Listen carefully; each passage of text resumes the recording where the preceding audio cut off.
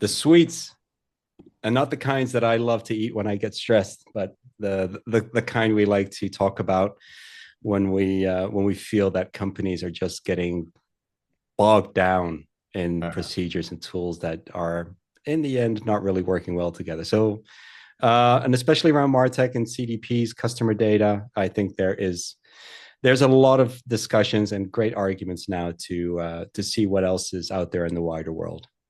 I tend to agree. Let's introduce ourselves. Absolutely, let's get started. You want to So start? I'm talking already, so okay. Hi, I'm Elad. I'm the CEO of Zeotap, which is a CDP platform based out of Berlin in Germany, but servicing customers all over Europe. And that's me. Yeah, my name is Matthew. I live in the Netherlands, Matthew Niederberger. I've been in the digital analytics world where I started up to now into Martech for the past 21 years. I've worked with companies that no longer exist anymore, like Omniture Site Catalyst, Nedstat. Everyone has been procured or assimilated, and so much has happened in those 21 worlds. But I'll tell you with full honesty, it hasn't been as exciting as it is today. So there's so much to do to look forward to in marketing technology. And it's yeah, it's good talking to you again, Elad. Same here. I'm very, very excited to have this chat, which now is a webinar rather than a podcast. So it's kind of like a different format. We have guests, which we can say hi to as well. Absolutely. Looking forward to that, especially the discount on the EV batteries. Exactly. But in all seriousness, no, I mean, we had a little pre-call before we actually started this, and to kind of see where this discussion could lead us. And then I'll be honest with you, I've seen a lot of calls recently with clients around suites. Um, for some kind of companies, for some type of companies, it definitely works. But from what I've been seeing is that if companies really want to kind of up the pace, become a little bit more flexible. I think suite technology, as much as it's done for the industry in the past 15 to 20 years, from all kinds. I mean, I'm talking the Adobes, the Salesforces, Macromedia in the past before it actually became Adobe. It's good stuff, but in the end, I think the technology is outpacing the how should I say the quality of life improvements that suites promised us so many years ago. Yeah, I tend to agree. I mean, first of all, I can obviously say things objectively because I am a CD, I'm a standalone CDP rather than a suite solution. So as you can imagine, I have a very strong and objective opinion about all this, as you can imagine. But on a more serious note, suites have been indeed been kind of like the like promise, the golden promise, or the poster child of Martech, probably 10, 15 years ago. And I think especially these days with, as easy as it is now to develop code, which is kind of like a very new-ish evolution of the Yeah, world, they're for sure being challenged, let's say it this way, right? So, and I think in general, I mean, we're seeing this. I suspect everybody who's been, like, whatever, opened the news in the past, I don't know, three to 4 months, has yeah, seen the general pressure coming up on almost every SaaS platform and every SaaS model is being kind of challenged generically. yeah, And then these platforms, especially, so I mean, we can talk about it a little bit, right? So, but there's probably two types of suite platforms actually in effect, right? So you have the old ones and you have the new ones. I mean, yeah. it's a very, I thought about the segmentation all by myself, by the way, just so you know. I came up with these names all by myself. And and in the old ones, let's say this was like the previous generation, let's say you have the Adobe's, the Salesforce, maybe the Oracles, to a degree. You have, I mean, SAP, kind of. I mean, they have a Marsys plus kind of a CDP. I don't know. SAP is a funny one because it's not really a suite. It's kind of like, Yeah. but at least those three, like the Oracle, Adobe, and Salesforce are like has been around for quite some time. Like I mean, think about Adobe like buying Omniture. I think I don't know somewhere in the night. Like this is before like whatever websites Yeah. were a thing, right? So like this is like That's like this is 16, like 17 years ago already. yeah, this is like quote unquote old technology. And I think people who've been building software for a long time in their life, they know this story, right? At the end of the day, if you are like a platform that's been built for a while ago, and you have a big customer base, it's very difficult, really, genuinely, not to dismiss anybody. It's just very difficult to innovate on it because the amount of debt, Yeah. and like the amount of like stuff that you have to like basically keep on running that is accumulated on your platform is just so big, and it's just like you can't just like refactor the whole thing and just start from scratch. It just doesn't work like with the old like so that's like, and those guys are, I think, obviously they're still around, they're still providing value to a lot of people, but they are being absolutely challenged right now by other players in the market, Yeah. which is, let's say, call them the new guys. And then you have these new guys, right? So you have people who are like basically building some kind of suites. I mean, and there, that's where it becomes a little bit kind of like blurry definition because, like, in many cases, basically people would have it's like, if you have two muscles, then you have like one muscle that is extremely strong and very clear, and one muscle is like, you're like Yeah. you can barely hold your hand up kind of thing, right? So, and it's like, so they're not really suites, but they're kind of like, if you really need us to be a suite, we're gonna be a suite. Yeah.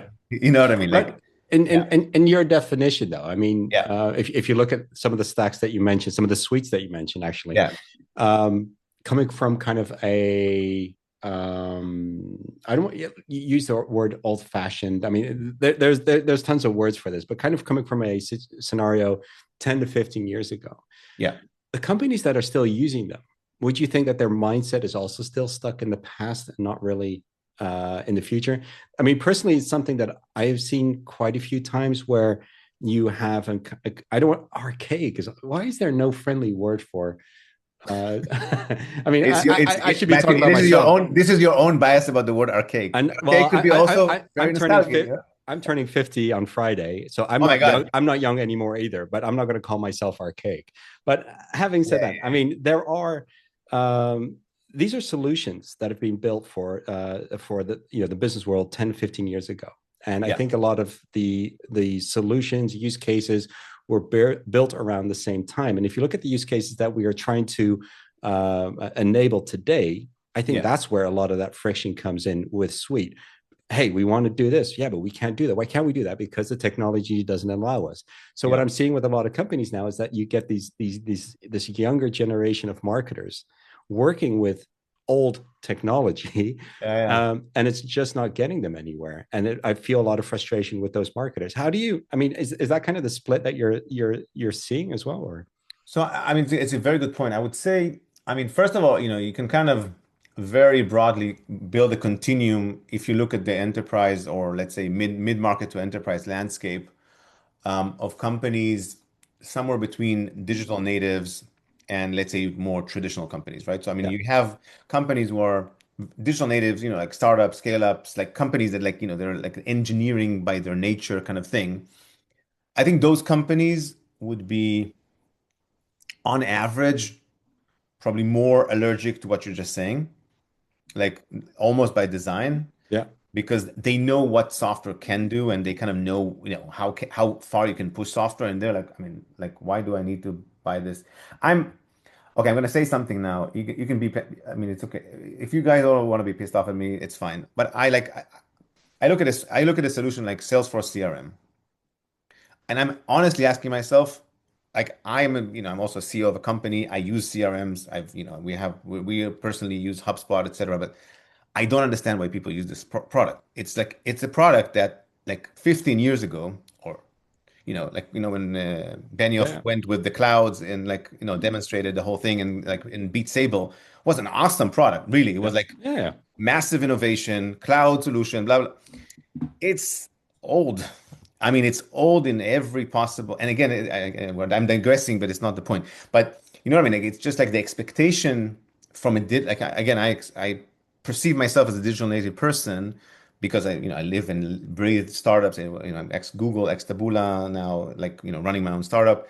Um, and it's like I have high expectations, and I want my yeah. software to be ultra modern to start with. That's a good point. That's I what I want hear often I, as well. I Yeah, want I want everything to be running fast and smooth and like and again, forget about the use cases of marketeers and all that, ignore all that. Like I just there's a whole legacy, and it's not necessarily even Martech. There's a whole legacy like layer of software yeah, that is just not renovating itself, and it was just like in this locked environment. And I think, like again, I don't think AI will actually like kill all SaaS and whatever. I think it's a bit of an exaggeration, Yeah. but the fact that it's rattling it, I think it's okay because No, no, definitely. Yeah. these guys have been sitting on like their laurels, as they say, like for too long and not like living through the disruption that is actually happening in the market. And then, you see companies like even Atlassian, right? It's a good example as well, right? And again, completely different space. We're not competing. We're not, I don't have anything. And like, it's an amazing company, by the way. I even know like from a cultural perspective, like amazing company, but their products are old. Yeah. Old. Like Jira software isn't very old, very archaic, over cumbersome, super complicated product. And it's like, it can do like all bells and whistles, but if it's like it's pretty nightmare to use. So anyway, long story short is I think these companies are kind of stuck in that space. And to your question about like the digital native, like how come people are, Hmm. I think if you're digital native, you're just like, I'm done with this. Yeah. I will replace my CR. I will replace everything until I am happy. And Yeah. of course, you also don't want to replace everything all the time because then you're like stuck in like infinite I, I change. I do that with Infinite. my task management tools. I have Yeah, no yeah, like. I do it. I do it also, but this is because we're like bored, like somewhat, weird, like hobbyless individuals or something. I don't know, whatever. Why is my list just does not get shorter? And all these tools promise me that I'll be more productive. I Like, know, I there's no know. way. If, No. if if I ever tell anybody what I use for my to-do list, it's like it's the most I mean, it's great, but it's so embarrassing. Like it's the most basic technology you can possibly imagine for a to-do list. But I leave it with that. Long story short, the more traditional companies, Yeah. think of your classic, like let's say traditional consumer businesses, etc. They are more resistant to that change, I think, because they mostly acknowledge that change management is probably the thing that they are not the best at. Mm. So it's like, it's not so much that, if I'm a marketer and I wake up in the morning and I look at my, pick an old system name Yeah. and I look and I say, oh my God, that's great. I don't think that's how they wake up in the morning and say, oh my God, wow, I can't believe I'm fortunate enough to use this technology. It's more that they're like, I understand if I need to convince people to change this, it's probably going to be a 1.5 year long process that will probably fail. Yeah. And then the migration might fail also. And so I'm probably better off with a mediocre-ish thing, but works, Yeah. than to go after the sexy new thing that I probably won't be able to even procure, let alone implement. So I think it's more that than the expectations. Like I think, at the end of the day, we're all people. Like we're all, Yeah. I mean, everybody has a version of ChatGPT slash Gemini slash Claude at their disposal in their phone or their laptop. But Yeah, here's go where I ahead. want to challenge you though, Please. because you talk about we are all people, but and again, this is from real cases that I've seen. I've seen marketers leave their job because the company they work for works with outdated software or just does not have the flexibility to offer them a tool that really helps them do their job. Yeah. And I was really amazed by this because I actually said I was going through this RFI and RFP process Yeah. with a client, and we ended up selecting two tools. And then I said, but yeah, they said, yeah, but why didn't we choose the third one? I was like, well, you looked at this from a work perspective, but you never looked at it from your personal perspective. What is a Mm. tool if you look within the British job market? What is the Yeah. mostly used tool in this area for the work that you're doing? And then they started thinking, it's like, well, it's not these two.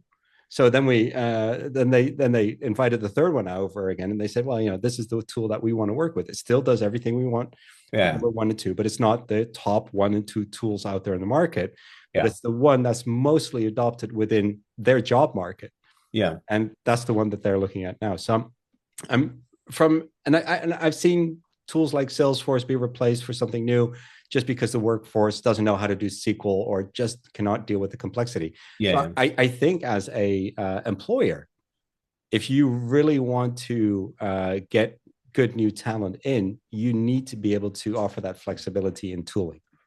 I partially agree with you, and I'll tell you why. Because I Okay. think not partially, I would say probably more time-based agree with you, and I'll explain what I mean by that. It all depends on the cycle we are in the market. So I think if you're in an employee market Hmm. in general, then I would say, tools is one way of making sure that your employees are happy, right? So absolutely, I couldn't agree more. And like, and especially, I lived in startup land, right? So in startup land, if there's one group of people who are very picky about tools, these are startup people. Like whether Yeah. it's marketeers or engineers, or it doesn't matter. They're all very, very picky about their tools, which is fine. Um, but in an employee market, I totally agree with you. And I think that's absolutely even a consideration in terms of like how do you manage your your choices basically. Yeah. In an employer market, when people are worried about their jobs more than anything else, then I think like how do I say beggars can be choosers and all this kind of stuff. And then there, I would say maybe. Like it's still probably better to have, a better solution. But if everybody's afraid of like leaving more than anything else, then you know what I mean. And my sense is, and I'm saying this not to freak out anybody, is that we are now especially in the large enterprise space, we're a little bit in an employer-based market right now, especially because of AI, and everybody's kind of like in this holding pattern, like, Yeah. am I going to be replaced by Claude soon? Which is like what the Claude CEO is trying to tell everybody without by being but being very nice about it. This guy is I have a beef with him anyway. Worth billions, but Yeah, I have a beef with such the a guy nice guy. because Yeah. he's like one of those people who really pretend to be this benevolent person, but Claude is not benevolent at all. They're like a money hunger machine, right? And So I feel they're slowly becoming a suite as well, trying to yeah, do. yeah, Yeah. yeah. They're trying to swallow a lot of things, in on their way. Absolutely. Anyway, long story short is I think that in this market, and if I'm a marketeer, I'm like, do I jump ship because I don't love my my email marketing software? I'm not sure. Like Yeah. that's what I can. So I conceptually agree with you, but I would say it does depend in terms of like whether like how confident you feel about your job. To make a Yeah. long story short. And well, I mean, we're kind of getting off course of the whole suite, but I think Yeah, yeah. what a lot of companies try to do with offering AI within their suites is to be able to make people more productive. But it's a double-edged sword. And even, I mean, you probably hear it all the time, and or the people who are listening in or watching, it's a double-edged sword. On the one hand, you have AI that can make us tremendously more productive, Yeah. but on the other hand, there's that continuous calculation in your mind thinking, well, if I have a team of 8 people and we're using AI and we can now do the same amount of work, but with 4 people, what are we going to do with the other 4 people? Are we going to let them go? But that's constantly the glass half full, half empty kind of story. Yeah. And I think of myself more as a glass half full. And I'm thinking, well, if you can do the same amount of work with 4 people and AI that a group of 8 people could do, can you imagine what you can do with 8 people and AI? The Yeah. amount of productivity, the amount of campaigns you can set up. There's so much to do, but I think the whole perspective on AI is like cost cutting, and I was like, no, it's productivity improvement. And Yeah. when I look at it from that point of view, I'm like, yeah, I know that the grass is greener on the other side where with the use of AI. But it's I think Yeah, I mean, we're heavily digressing, but it's such an interesting topic. So I'll have to say something about it okay, as well, okay. if you don't mind.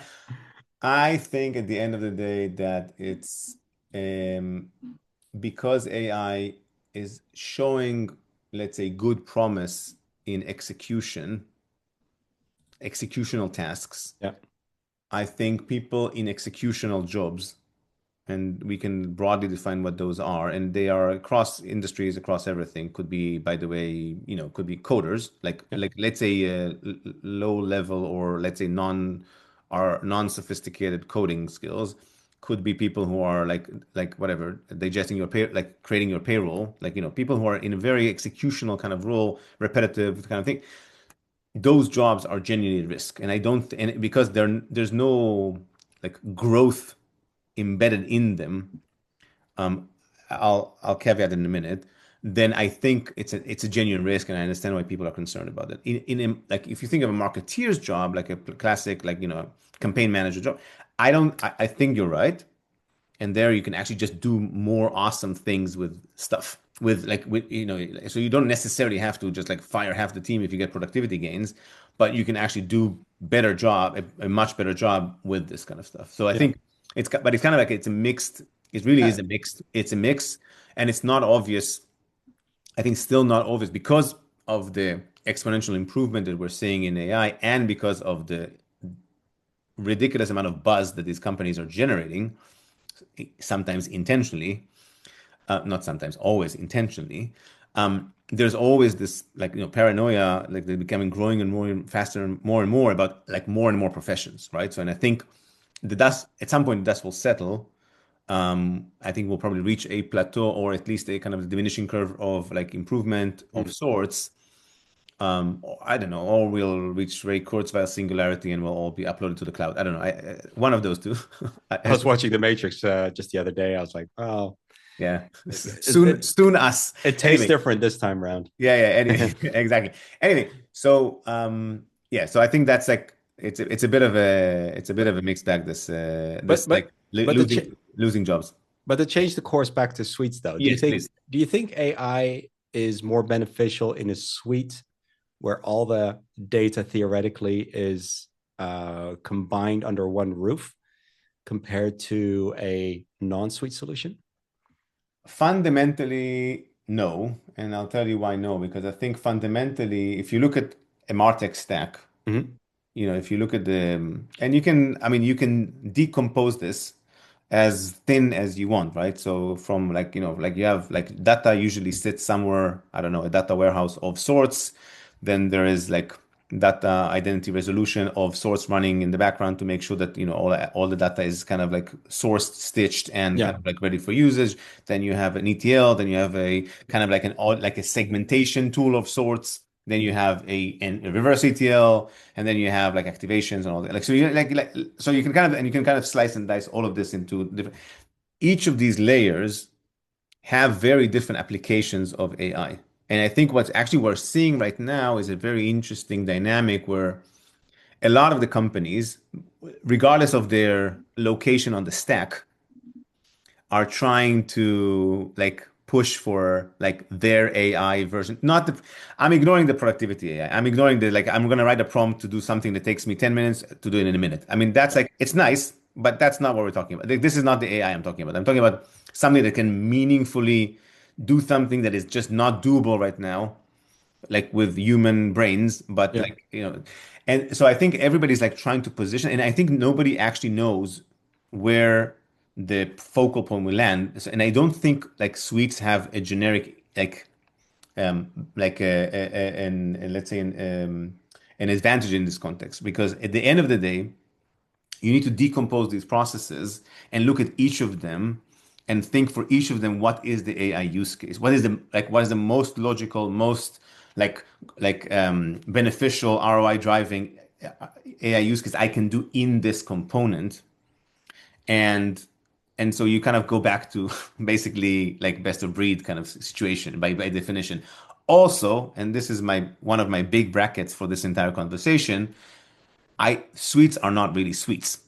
I No. mean, Well, no, we can, in 99% of the cases, they're not. No, yeah, indeed. yeah. I mean, yeah. I would say the vast majority of what you call suites in the market are basically a hodgepodge, and and it's just not as sexy to call it hodgepodge, so they call it a suite, but it's basically a hodgepodge because I mean, can even track. I mean, I'm a SaaS historian, right? So you can even track back to, each of the acquisitions that happened, and what did they buy, whether it's Yeah. Pardot and this, like, each of these companies have been collecting these creatures and it's not like they've been busy like refactoring all of them to a unified, like it's not, they're just like, they're building the plane while they're flying it. And so like everybody else, they're just like, stitching it together, making sure that that it works. So for Salesforce, MuleSoft's the real power horse then. Yeah, yeah, yeah, yeah, yeah. By the way, for Salesforce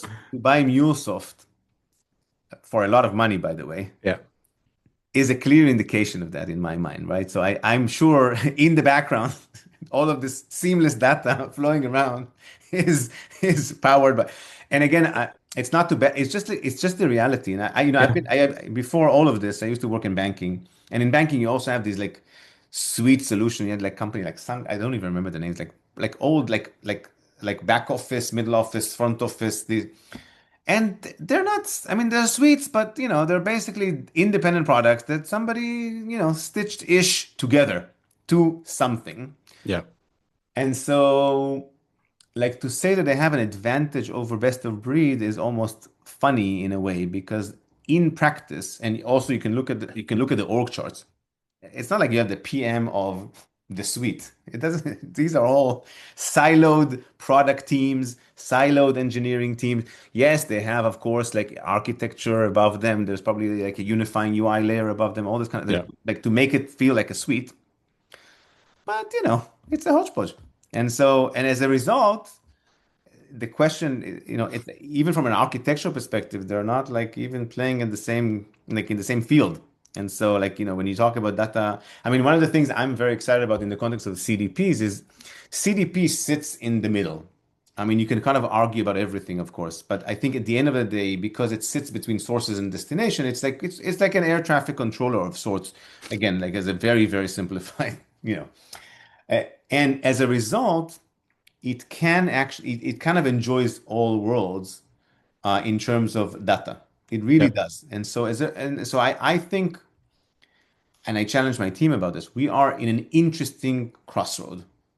And so when you're in an interesting crossroad in terms of data and the world of AI is coming, you probably have an interesting role to play. I yeah. don't know I mean, we're testing a lot of things. We have a lot of labs, kind of products that are kind of like coming into our labs area, but we're what I'm seeing is that there's a lot of innovation coming from the team, and the reality and the reason is because I think because you're sitting in a crossroad, it's very nice for you to be like. Whereas if you're in an endpoint, whether it's in the source, like like a whatever data warehouse, or whether in an activation platform, you can't really go downstream or upstream all the way. It's difficult, right? So in CDPs, because you're sitting in the middle, you can kind of like play both, Yeah.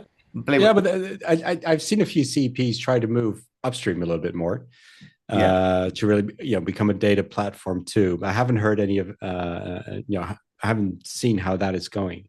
But one thing you mentioned about the suites and the whole AI part, yeah, and with CDP sitting in the middle, or sorry, with the hodgepodge, I should have to say, yeah, is it's very difficult. What I've always found is to really understand what's happening with your data under the surface. And like you mentioned, there could be a nice slick UI over it. yeah. You don't know how a Pardot system that was purchased, I don't know how many years ago, Many, many, many, many, got many, many years ago. got integrated into Salesforce. How is that data exchange really happening? How fully integrated is it? And I think that comes back to the part all the way to the beginning where you say that's just too much technical debt to resolve. You cannot go in and start refactoring all of that now. There's too much operationally going on Yeah, to tell a client, "Hey, we've done a full refactor. We've tried to make it retroactive, but we still have this long list of tasks that you need to do to be able to migrate all your data yeah, yeah. and the involved risks." I don't think insurance companies are going to be jumping for joy No, no, saying, no. "Hey, And by the way, companies, I mean, you still have companies like sitting on the last, almost completely decommissioned version of Adobe, whatever, yeah, yeah." because like they don't want to migrate. It's like a 1 year project and multi-million-dollar project for them. And they're like, and they know the risk embedded. And they're like, no, no, just let me stay on this like ridiculously archaic thing. Speaking of your archaic thingy. Um, for as long as I possibly can, because I know it's going to be very painful to migrate. And so, yes, you're absolutely right. And so it's not, yeah, it's Well, not. there is the old age adage: if it ain't broke, don't try and fix it. But to what degree should that go in business? Because I can imagine if you don't update, you're not if you're not innovating, if you're not moving forward, you're stagnating. And uh, That's an is that what you see with companies who do not want that to that is upgrade? very that's a very interesting point, and I will be brutally honest in this context, and I think the answer is really it depends. It's not. I don't think that you have to be on the latest and greatest version of any piece of Not, software yeah. in order to be able to be a successful company. I don't think so. I think in most cases, the successful companies are companies that have an awesome culture and that they have a strong business, idea, Mhm. acumen, and companies that are very good in execution. And it's like at the end of the day, you know, Let me rephrase the okay. question.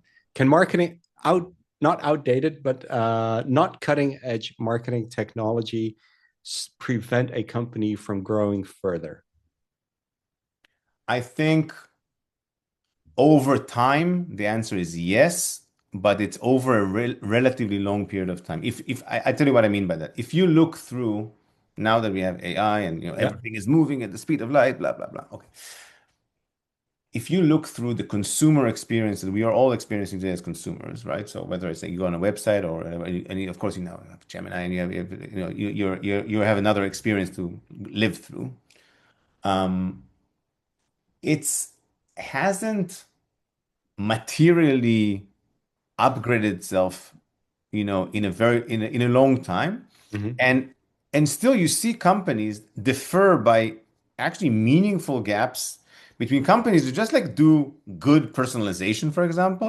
Like when you log into an account in your whatever, your telco, then they know who you are, they know what you bought, if they give you offers, they don't look like the offers that really you never, ever, ever, ever, ever thinking of buying even, like that kind of stuff. And so I think the evolution of all of this is slower than expected unless there is a real disruptor coming. I mean, the obvious example in my head is Netflix. In a Mhm. very Netflix has disrupted the way people consume content, like TV, let's say. And as a result of that, everybody's now kind of like scratching their heads in terms of, and like all the rest, like linear TV or like like on demand, they're all kind of like trying to catch up but with a huge debt behind them. Yeah. And that's why you see, and of course, and like now you have Disney Plus, you have HBO. So you have, so now the world is kind of split between like the people who have awesome content and awesome products, like those are rare, and then you have terrible product, awesome content. They still survive because people still want to consume. But there's like this two by two matrix that people kind of need to live with. But that kind of disruption pulls the entire industry to a direction. Until we see that in every vertical you can imagine. Let's say grocery retail. I don't even know how to imagine it. I love grocery retail. It's like one of my favorite verticals in the world. I love supermarkets. I like going there. I don't know why, but I really like it. Um, I don't think, I mean, we've seen apps, we've seen like, you see stuff, like 1 hour, like booking, like, Yeah. or like delivery slot, whatever. So it's evolving, but it's not like revolutionizing. It's evolving. Like over time, we see more and more cool stuff coming in but everybody's kind of catching up, I think, reasonable. And then you have the people who are behind and yes, they will over time, it might take 5, 10 years. They will over time be disruptive. If everybody expects a good operate working app that you can just order your groceries on it and that knows what you bought last week, Yeah. then if you don't have that, at some point, I don't know when, at some point you're going to be disrupted meaningfully or you're going to be like behind. Yeah. You're Still, going to become inconsequential. yes, still, even in that world, grocery retail also have this thing, how far is the store from my house, right? So that's also, it's like a winning factor for many grocery retailers, and so, you know what I mean? So even in that world, like there's still a lot of real life stuff Mhm. that with all the AI possibly imagined, you still, if you actually go to buy groceries rather than deliver it, which I guess is still, I don't know, X% of population, not insignificant amount for Yeah. sure, then as long as the experience is not terrible and it's close to my house, I'm probably gonna buy it. Well, let's take maybe a little bit more practical use case. We've got Yeah, Evgeny's in the call. Thank you yeah, for the offer on discount for home batteries. I think I'll definitely be in touch if it's still possible.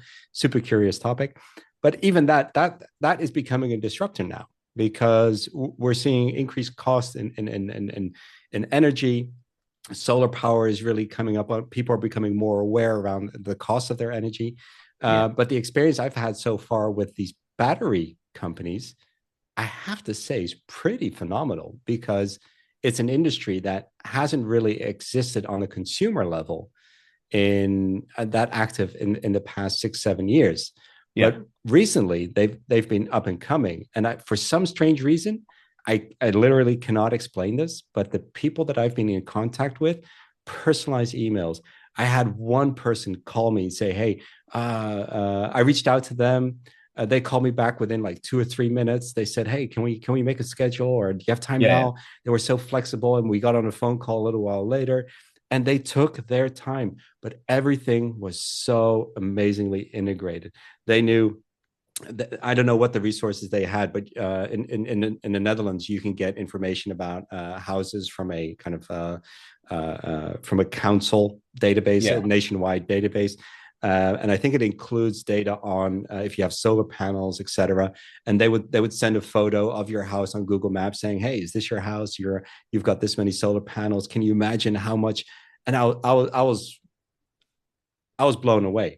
And I think if you look at Netflix, I think it's I don't want to say the Netflix of of now, but Yeah. Yeah. in Yeah. terms of industry, it's going to disrupt the local. I've, is there a shop where you can buy batteries for at home? I've seen DJI do it. There's a Yeah. Dutch company called Home Wizard. They offer these kind of things you can plug in. Yeah. But the big units, it's become such a niche market. But for some strange reason, the way they do the marketing, I feel they're already running Zeotap or some kind of CDP or CDP in the background to do all of this. But it's Yeah, and I think it's a phenomenon that what you're describing here. Again, my understanding of the energy of the battery market is quite limited, I would say, if not yeah, very.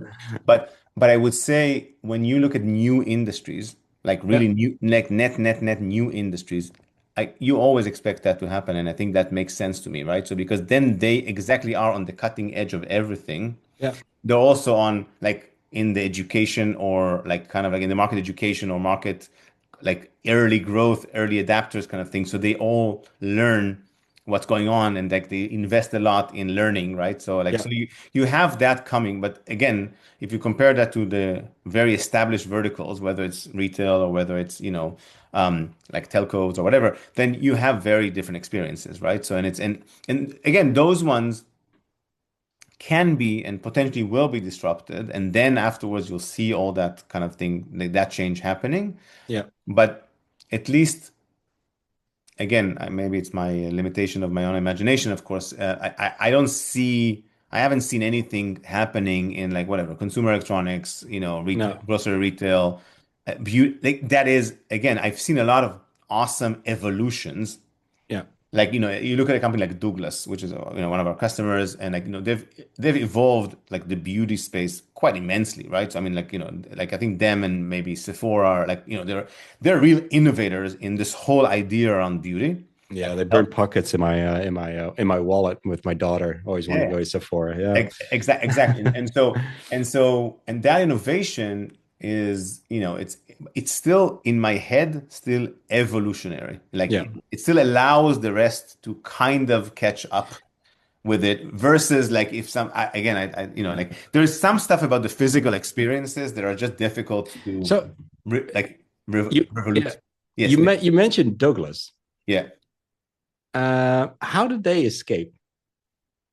I'm sure because what I do see quite often is that companies when they do start and they've got significant funding, they'll often lean towards suites, but eventually they escape. In your experience, what does Yeah, it yeah, take? yeah, yeah. So What does yeah, it yeah. take to escape that suite? I Yeah, mean, so Douglas is a very good example, but because they have indeed like quote unquote escaped this sweet world. yeah, Um, I think it's to do mostly with their leadership. Like when you meet, I mean, I met, I know, existing or new leadership. Because honestly, I find sometimes it's also a generational shift, but I've also seen it being a geographical thing where suites yeah. are outrated. But I think here in Western Europe, I honestly, I mean, I haven't found a pattern yet, unfortunately. Let's say ask it this way. Claude. Right? So yeah, I'm gonna ask because I honestly think I seen people who are, let's say, not necessarily like new generation Yeah, completely, but people that are still very much, like still very, very much kind of like like on the cutting edge of innovation, right? So like Yeah. and so that's like not something that I would dismiss just because of generational gap or whatever. I've seen again, I know the leadership in like several of the companies that we work with, and of course by definition, if they work with us, they're not on the suite solution almost by Yeah. definition because we're a best of breed solution. And I can't say that I found it like an obvious pattern in this I'd, context because I'd love to I do see research people, on that. and Yeah. I think it's to do with openness and like a culture of innovation and a culture of like openness towards like something new. Yeah. And that's, I think, a very personal trait rather than That's true. like, something that is like, generational specific. Of course, you have old school versus like, but I think that I, I have to say something about this because because it's really interesting for me. Like I noticed, even in my workforce, and I'm not going to name names because it's not good. Even I noticed, like, you look at people who adopt, like, AI, Claude, Gemini, we're like a Google shop, so we have a lot of Gemini, like Pro, whatever, but we also use Claude. Like we use, we use whatever. You still see people, and again, it's not age dependent. It's surprisingly not age dependent in terms of the like who adopts, like who really heavily adopts stuff. Yeah.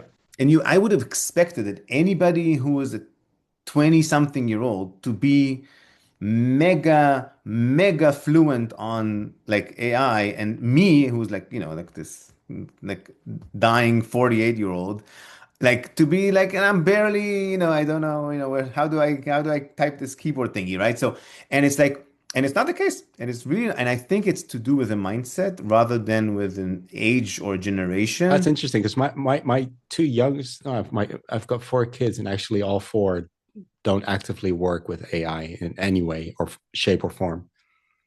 And I think even Really? when, yeah, even when they look at content, I remember my daughter sitting next to my wife and saying, "Can't you tell that's AI generated?"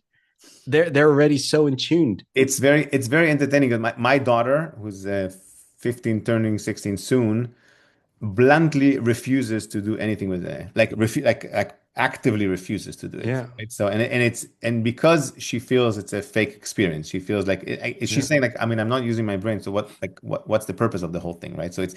So I don't think I would put it on a generational thing. I no would put it on a very leadership. individual, and in the context of what we discussed earlier, I would say it's very, very leadership driven. Yeah, And I mean, the companies that we work with, I would say are just like the people I work with, like the CIOs and the CMOs, whatever, they are people that I see them trying to make, again, in an environment that is relatively slow moving, right? So in most of these companies, at the end of the day, like, large consumer companies, they're not like the fastest, it's not like a start, like the buzzing 10 people startup, right? So, but in those environments, they are the innovators, they are the entrepreneurs, they are like the change management, like the change people, yeah, and they are pushing the boundaries. And in this context, they're pushing the boundaries, saying, "Hey, I don't want an archaic solution. I want something, and I want to make sure that, like, again, the best of breed thing is not just about archaic versus, it's not just old versus new. It's also about making sure that you get the best of the core functions of your Martech stack, yeah, right? So yeah, that's, at the end of the day, that's like the basic concept behind best of breed of saying, hey, I want to make sure, and in many cases, like all of these companies, I very rarely see a company that is full just one product. It's very, very, when you think about it, Oh, I know a few. Yeah, I know, I mean, again, no, not not many. I have a bias in this because, I know my customers very well, Yeah, but yeah, you see, but it's there's always pockets of another software, of another thing, and people like the big companies also acquire companies, right? So when they acquire companies, then these companies might use something else, right? So, and then like need to migrate them. Like I think enterprises using like a suite solutions, I mean, eventually they bear a big risk, like because of this concept of like saying, hey, I don't optimize myself. I yeah, just basically I decided I'm going to go with one vendor. There are benefits to having one vendor. That's very clear. I mean, from procurement perspective, relationship perspective, there are benefits, but it's a risk. And if you want to continuously and like innovate, like yeah. then you don't want to Oh, be stuck. You don't want to be that's the stuck nail with on it, the head. you know? Because the metaphor that I came up with is you're limiting your innovation to your vendors' innovation. You Yeah. can't innovate beyond what they can deliver on. That's interesting. Yeah. Yeah, I completely agree, and I think that's like, and that's like at the end of the day, again, I can pretend to be objective about this, but obviously I'm not. If I was to work in Salesforce, I would sing from a different hymn sheet, as they say. But I fundamentally believe that, especially large, like mid to large enterprises, they want to be flexible. I mean, Yeah. and especially now with the world of composable coming into this, like to the play of the Martech stack, it's like it's almost by design, like let's make sure that like each of the components is optimized. Yeah. It's almost on the, how do you say, it's on the cover. Yeah. It's written on the cover. Written on the wall. Yeah, exactly. And then in this case, like, I mean, and you just cannot do that, right? I mean, I'm looking, I mean, a lot of these suite solutions are now offering also composable. And when you look at what they're offering, it's like, it's, I mean, it's like, it's composable-ish, Yeah. but really with an emphasis on the ish part, because they really can't. They're schema-driven, like data platforms, right? Yeah. So in schema-driven, and composable, they really don't jazz with each other No, no. at all. I mean, again, I'm being a bit technical here, but I No, think, no, no. I understand what you're saying. A client we had it 2 weeks ago. They were told, "Hey, if you want to use this feature within our platform, you even though they were offering zero copy, composable, whatever label you want to give it, they yeah, said in your data warehouse, you will still need to prepare the data to match our data model if you want to use this feature. yeah, That's not composable."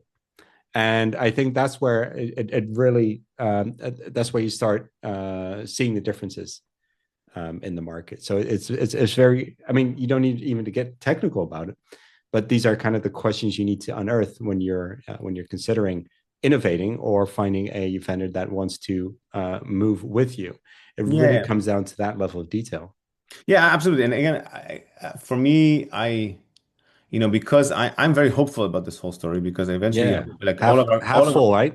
yeah, exactly. No, Yeah, like, and our customers, I mean, we have customers, like, like whatever, FC Bayern Munich, right? Like, iconic, and you have people like Sky Italy, and you have customers who are like, you can have whatever perception you have of them as an organization, but at the end of the day, they went down a path that is actually quite innovative and actually quite forward thinking in, like, architecturally. Again, forget about Zeotap. mhm. They decided, I'm not going to be looked. I'm going to be open, Yeah, and I'm going to manage, like, how to say, control my own destiny in this context, right? So, and I think that's, and like, again, to your previous question about like this whole generation or whatever, I think at the end of the day, it's all about leadership, and it's all about like openness and like entrepreneurship, like, which, or in what you call entrepreneurship, which is like this, kind of like in yeah. large organization.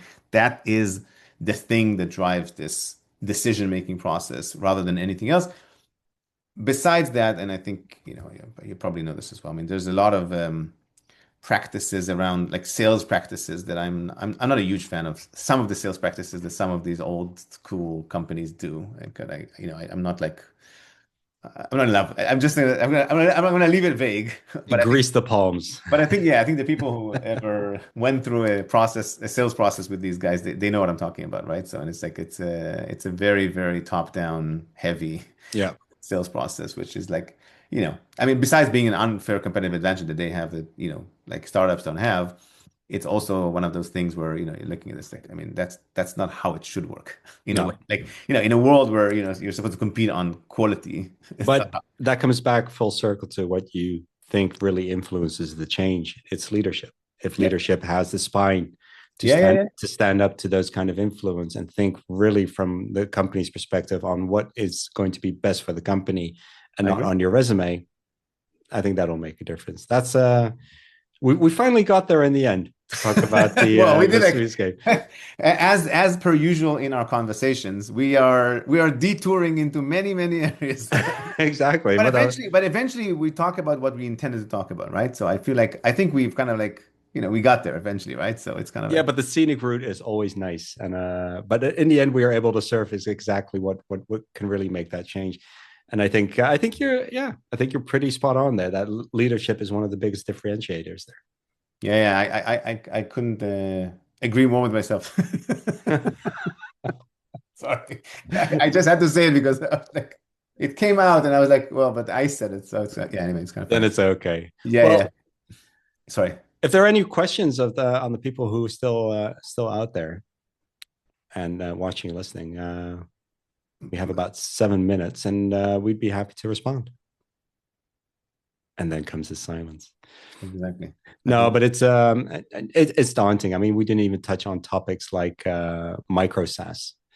And I think micro SaaS is going to be important as well. You're going to get a lot of innovation from within companies, people who are experimenting with Yeah. AI, building their own tools. I've even tried to, I wanted to build a consent management platform. And I think if I put enough time into it, I can get things up and running. Yeah. I'll even claim I'm not going to do it because I know it'll take a lot of time. Maybe build out some kind of form of CDP, but the realization I've always had with that kind of tool is, building it is one thing, maintaining, securing it, hosting, updating it, making sure it's backward compatible with the clients you might onboard, or even your Yeah. own business and your own data warehouse things are connected to. I think that is the more daunting piece that Yeah. AI cannot kind of take care of for you. No, I think the Sasmageddon kind of thingy. Sasmageddon. I haven't heard that one before. Yeah, no, it's a thing. I didn't come up with this right now. Okay, just and this is a thing that I think people would, especially in enterprise land, would soon realize that it's like, we're not there. I mean, at the end Oh, of the day, by the way, one of the things that AI is doing is it's actually also creating a tremendous amount of cyber risk. yeah. Oh, yeah. And gigantic cyber risk. When you have code that is not reviewed and it's just like, whatever, you let something run, and it's like, and the reality is when you do that is that, if you're an enterprise company, you're not going to let like a dude, respectfully to any dude or lady who builds something on Lovable, or again, I'm not naming names, they're awesome, Lovable, Base 44, whatever, just like, replace your enterprise level CRM only to discover afterwards that your entire consumer base has been either deleted or like hijacked by somebody, right? So Or it's your like, or your OpenAI API key has been leaked. Yeah, yeah, and this is not a thing, right? So like at the end of the day, enterprises are cautious for a reason. They have worked extremely hard to become an enterprise, and they don't want to lose that status of an enterprise by like blowing up. yeah, Like that, the easiest way of really the easiest way is to blow up. And if you so this whole space of like, the everybody's just going to build their software.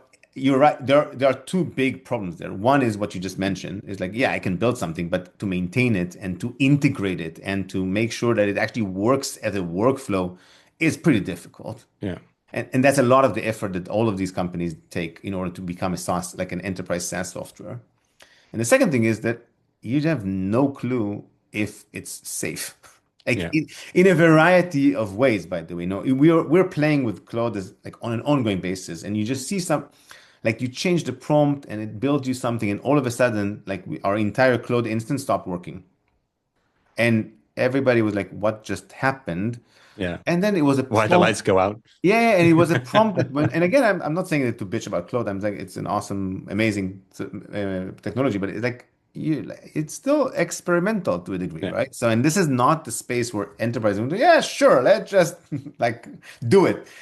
They will, but they'll do it in the periphery. They'll do it with consultant. They'll do it with like guardrails to make sure that it doesn't blow up in their face. Yeah. And so I think that adoption curve is going to be slower than expected, and for sure much slower in terms of like the displacement of software.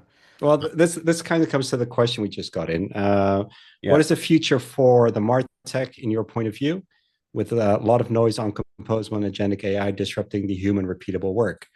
Um, I think that kind of connects to what you're just saying. Yeah, yeah. I think it's AI can definitely do a lot. Is it going to replace humans? The one anecdote I always give is, listen, if you have a car that has self-drive or full self-drive, I'm not going to name the brand, you know which one it is. Yeah, I will trust it to a certain degree. I don't have it, but I will trust it to a certain degree with just me in the car. But will I trust it with my entire family, with my kids in the back? I wouldn't, because it's just too dear to me. And I think if you as a business working with marketing technology, to what degree will you entrust agentic? I think that's going to be much more limited that people are letting on to. And I think in terms of composable and agentic AI, yes, I think it's going that way. I've shouted for years, the package solutions are great. But I've kind of woken up. I've seen the capabilities, and just being able to be transparent with your own data through composable, and also when you, especially in combination with agentic AI, you need to know what's happening in that black box. Do not sell off that black box to vendors who cannot tell you what's happening under that surface. Yeah. No, I couldn't agree more. I would say, I mean, just to answer the question about the future of marketing, like in the 2 minutes that we have left, I would say, I think one, I think you'll see more best of breed than suites. Yeah, I honestly yeah, believe that that's the direction everybody's going to go into, because I think the expectations from software are going to increase meaningfully. If software was just doing 20% of human work, over time they would expect it to do like a bigger percentage of human work. Like I think that's the I don't think it's going to be 90, but I think more and more pieces of the puzzle are going to be expected from your software as it becomes smarter, like agentic, more yeah, capable. And in that world, I think that the more innovation that a company can have in it, the better. And the suite solution, especially again, let's say the old generation of the suite solutions, they're just bound by their own like legacy. yeah. It's just a thing. It's just a thing. And I think we'll see meaningful displacement in this space, right? So So, that's my so, yeah. sounds like a June sequel that's coming up. Yeah, the number three is coming. I know. Yeah, I'm looking for. I love doing better. Um, and so that's like one thing we're gonna see. And the second thing is, I do believe we're gonna see indeed more decisions or more like let's say personalization and CX optimization done by agents. yeah, I think your point, Matthew, is super valid about, and this is I tell this to the team regardless of it. Right now, AI is not in a trustworthy place as an autopilot. yeah, This is a extremely useful helping hand. And that's how I tell everybody to treat it. I expect everybody to become more productive and to use it, but I don't expect everybody just like blindly follow it. Because if you do, then you're gonna be in in a bit of a shitty place. yeah, On that happy note, yeah. I think we're on time. Absolutely. Adriana, sorry we couldn't answer your question. Technology agnostic, work from the use case. Don't be fooled by marketing. Listen to your Elad, but be true to what you're trying to solve for. And I think you'll definitely become technology agnostic. It's all about the business and the goals you're trying to solve. I'm with you on that. All right. Thanks a lot. Thank everyone for attending, and we'll see you around.